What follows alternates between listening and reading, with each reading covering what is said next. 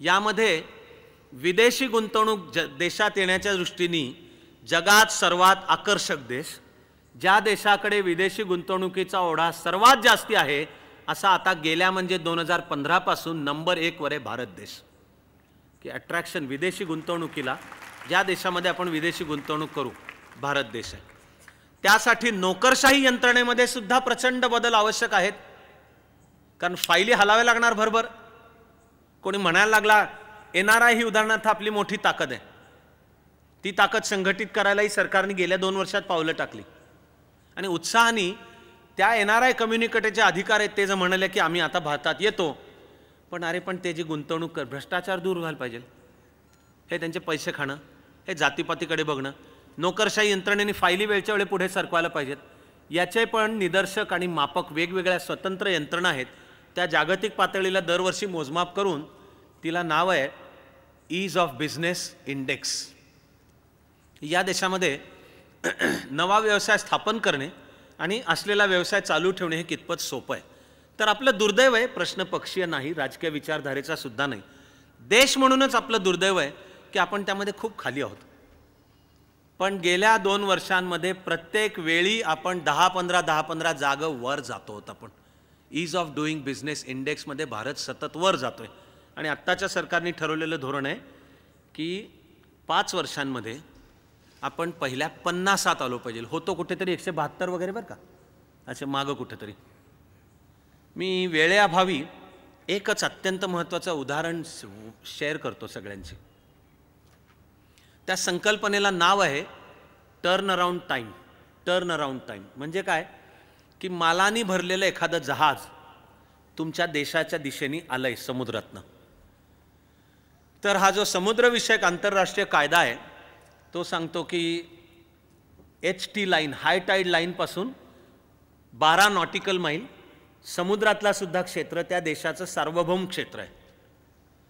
तेव्हा ते पार करून जर यायचं असेल तर देशाची परवानगी पाहिजे। त्यामुळे एखादं मालानी भरलेलं जहाज आता त्या 12 नॉटिकल माईलच्या जवळपास आले, त्या जहाजावरनं बेसला निरोप येतो समजा मुंबईला की आता आम्ही भारताच्या हद्दीत प्रवेश करतो आहोत, तर आम्हाला कोणत्या डॉकला लागू हे सांगा। मग ते जहाज येतं, त्याच्यावरचा माल उतरवला जातो, त्या जहाजावर दुसरा चढवला तरी जातो किंवा ते जहाज आपल्या पुढच्या मुक्कामासाठी निघतं।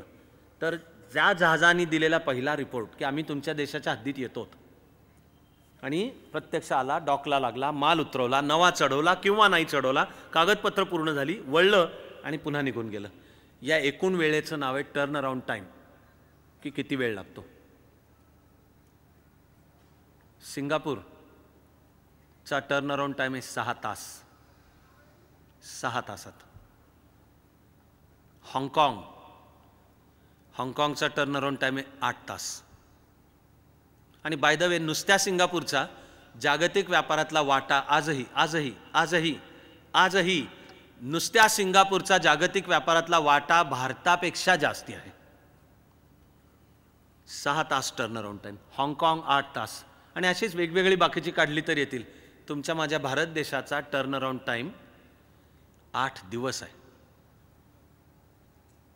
कशी अर्थव्यवस्था गतीने पुढे जाईल की आम्ही जर निर्णय व्हायला एवढे वेळ, त्याच्यात पैसे खाणं आलं, त्याच्यात गैरप्रकार आले, त्याच्यात स्मगलिंग आलं, त्याच्यात आपलेच विभाग सामील आलं, सरकारी यंत्रणेतला प्रचंड भ्रष्टाचार, आणि कोणाला पडलेलंच नाही ना देशाच्या विकासाचं। माझ्या पाकिटाचं काय, माझ्या घरच्या कलर टीव्हीचं काय, त्या नादातच देशाचा GDP मार खातोय। जेवढं कार्यक्षमतेने काम व्हायला लागेल, प्रशासकीय यंत्रणा स्वतः जेवढी कार्यक्षमतेने काम करायला लागेल, तेवढा देशाचा GDPचा विकासाचा दर वाढत राहील। तर कल्पना करा की हे सर्व पायातल्या साखळ्या आणि चढलेला गंज आणि भ्रष्टाचार आणि जातीयतान सगळं असून आज आपण जगातली सर्वात वेगाने वाढणारी अर्थव्यवस्था बनलो आहोत, तर आपण जर आपल्या अंतर्गत त्रुटी दूर केल्या का नाही आपण चीनला मागे टाकणार। आर्थिक विकासात चीनला मागे टाकण्याची शक्ती आपली सुद्धा आहे। तिला अलीकडच्या काळात भारत सरकारने उचललेलं प्रचंड मोठं पाऊल निसंशयरित्या डिमॉनिटायझेशन हे आहे। तेही करप्रणालीतले बदल, FDI, भारत ईज ऑफ बिझनेसमध्ये वर सरकत जाणे ह्याच्या इतकंच ते क्रांतिकारक आहे। एकदम 8 नोव्हेंबरच्या संध्याकाळी कुठं कोणाला पत्ता नाही, सगळे बसलेत निवांत, बाजारपेठा झाल्यात बंद. जे जाहीर केलं पंतप्रधानांनी की 500 आणि 1000च्या नोटा रद्दच. इथं मला काही चेहऱ्यांकडनं असे व्हायब्रेशन्स येत आहेत की त्यांना थोडा त्रास झालेला दिसतोय. ते काळा पैसा असलेले नसावेत अशी माझी अपेक्षा नाही, तर इथं येऊन बसणार नाहीत. काही प्रमाणात जनतेला त्रास झाला हे खरं आहे, पण तक्रार करणाऱ्या अनेकांपेक्षा जनतेने शहाणपणाने समजून घेतलंय की आत्ता त्रास होत असला तरी मिड टर्म आणि लॉंग टर्ममध्ये त्याचा देशाला उपयोगच होणार आहे.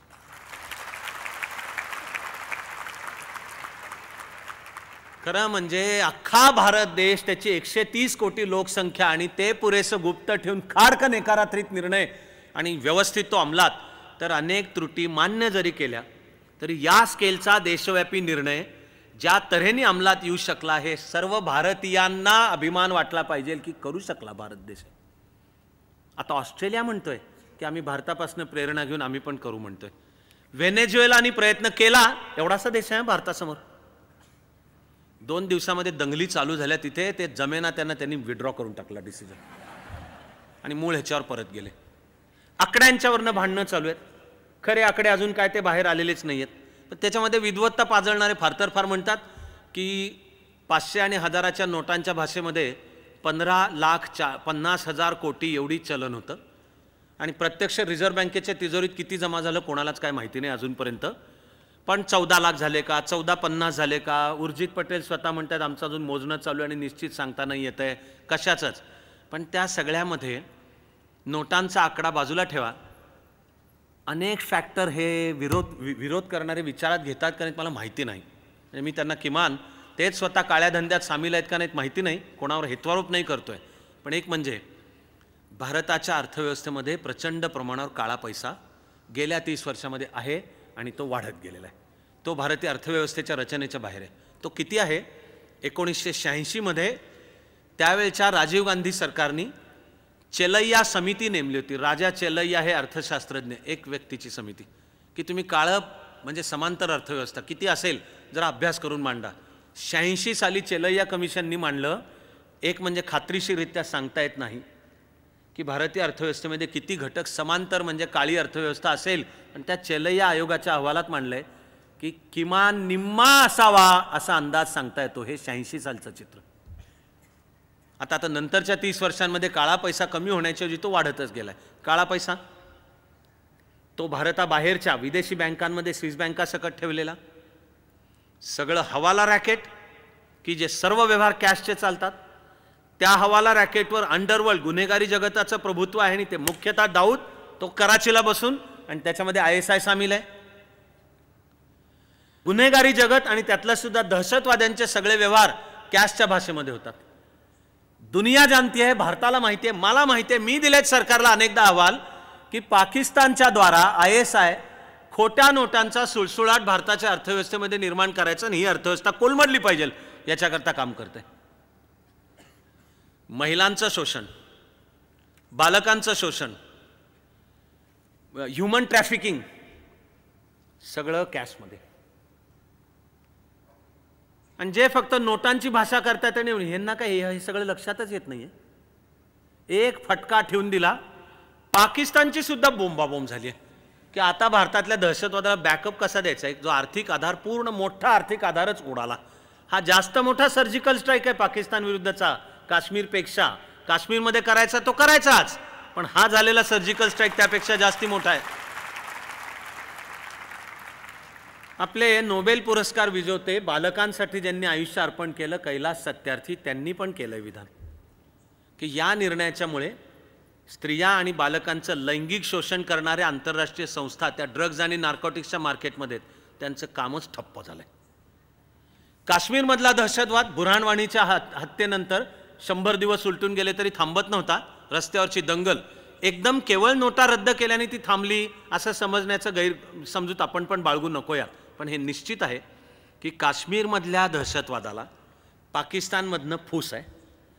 तिला रस्त्यावर जा आणि दगड उचलून मार ह्याच्यासाठी 500ची नोट मिळते. त्या नोटांचा सप्लाय बंद झाला. पाकिस्तानला काय सुधरेना, काही काळासाठी का होईना काश्मीर खोरं शांत आहे, ते अजून शांत आहे. आता काश्मीर करायचा तो प्रयत्न, हा प्रश्न सुटला असं आपण समजू नका. ना काश्मीर ना काळ्या पैशाचा प्रश्न, ही सतत चालणारी लढाई आहे. पण घेतलेला हा डिमॉनिटायझेशनचा एक निर्णय, मग आता राष्ट्रपती 26 जानेवारी म्हणजे प्रजासत्ताकच्या पूर्वसंध्येला म्हणाले, ते व्यक्ती नसतात, राष्ट्रपती बोलतात ते आहे ते अधिकृत सरकारचं भाष्य आहे. पण आंतरराष्ट्रीय जाणकारांनी पण मांडलं आहे की शॉर्ट टर्ममध्ये जरी भारताची अर्थव्यवस्था 1, 2 किंवा जास्तीत जास्त 3 क्वार्टर्स म्हणजे 3-3 महिन्याची, नोव्हेंबर महिन्यात निर्णय आला तर भारताच्या आर्थिक वर्षानुसारची चालू क्वार्टर होती ऑक्टोबर, नोव्हेंबर, डिसेंबरची, तिच्यामध्ये भारताचा GDP ग्रोथ रेट जरा खाली जाईल, बरोबर आहे. पण ते म्हणजे रुग्ण टेकलाय मरायला, त्याची प्रकृती सुधारण्यासाठी काही जे औषध जालिम उपचार करायचा आहे त्याच्यामुळे त्याचं काही काळासाठी वजन खाली येणार आहे, तर बाकीच्यांनी बोंब मारत फिरायचं की बघा ह्याचं वजन खाली येत चाललं आहे आणि आता हा मरणारच आहे. ते नाही आहे, ते त्याची प्रकृती सुधारण्याची व्यवस्था आहे ती. तर international monetary fund, world bank आणि जगातल्या अनेक अर्थशास्त्रज्ञांनी स्वतंत्रपणे हे विधान मांडलेलं आहे की शॉर्ट टर्ममध्ये जरी भारताच्या GDP ग्रोथ रेट खाली आला तरी मिड आणि लॉंग टर्ममध्ये तो वरच जाईल. आणि असं असून इंटरनॅशनल मॉनिटरी फंडनी सांगितलं आहे की डिमॉनिटायझेशनमुळे आर्थिक विकासाचा दर खाली आला तरी खाली आलेल्या दरानंतर सुद्धा भारत जगात सर्वात वेगाने वाढणारी अर्थव्यवस्था राहील, असा अहवाल आहे त्यांचा स्वतंत्रपणे. तेव्हा आपल्याला लोकशाहीच्या उत्क्रांतीमध्ये आपली वाटचाल करत राहायची. पक्ष येतील आणि जातील हे तर खरंच आहे, आणि निवडणुका सुद्धा काय त्या वेळी होतील, केव्हा लागायचे ते निकाल काही लागतील. आपली सगळ्यांची अंतिमता जबाबदारी आहे की देशाची लोकशाही प्रगल्भ नेहरू किंवा नरेंद्र मोदी नाहीत करत, आपण करतो.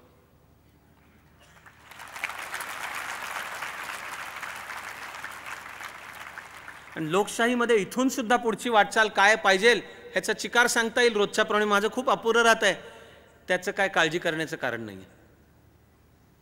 एकेका नागरिकांनी केलेलं मतदान, एकेका व्यक्तीने आपलं बजावलेलं कर्तव्य, रस्त्याच्या डाव्या बाजूनी गाडी चालवणे, सिग्नल पाळणे, टॅक्स भरणे, समाज म्हणून अडचणीत एकमेकाला मदत करणे, जातीपाती न पाळणे, स्त्रिया समान असणे, जो कुसुमाग्रजांचा फटका म्हणला ज्यासाठी तो संकल्प आहे, तो जेवढे पाळतील तेवढ्या अख्ख्या देशाचा गाभारा दिव्यांनी पेटून निघेल.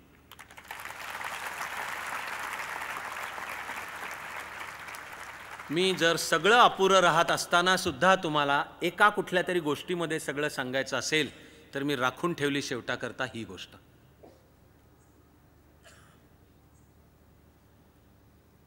अस्ताला जाताना सूर्यानी दिव्यांची एक सभा बोलवली आणि दिव्यांना प्रश्न विचारला की माझ्या परीने जगाला प्रकाश देण्याचं मी काम केलं, आता मी जेव्हा अस्ताला जातोय आणि उद्या पुन्हा उगवून येईल त्यावेळेपर्यंत प्रकाश देण्याचं काम कोण करेल? तर सूर्यानी बोलवलेल्या सभेला जमलेले सगळे दिवे थक्क होऊन आणि वाचा बसली त्यांची की साक्षात सूर्यनारायण, त्यांनी दिला जगाला प्रकाश, आपण काय करणार आहोत एकटे? त्या सन्नाट्यामध्ये एक छोटी पणती थरथरत पुढे सरकली आणि म्हणाली की सूर्यनारायणा, जगाला प्रकाश देण्याचं मला माहिती नाही, तुला मी शब्द देते की माझ्या परीने जळत राहण्याचं काम मी करीन.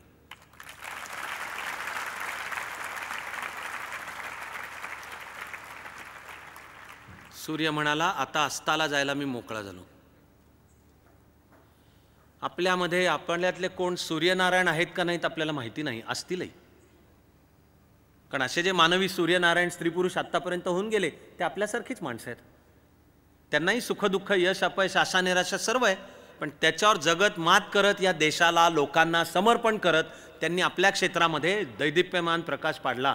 आपण सूर्यनारायण असू का नसू, आपण निदान एवढं म्हणू शकतो की आमच्या परीने जळत राहण्याचं काम आम्ही करू, तर भारत मातेचाही गाभारा आणि मग भारत मातेमुळे ह्या साऱ्या विश्वाचा प्रकाश सर्वत्र उजळेल याची मलाही खात्री आहे. अंतःकरणामध्ये तीच खात्री घेऊन मनापासून आपली प्रार्थना करूया.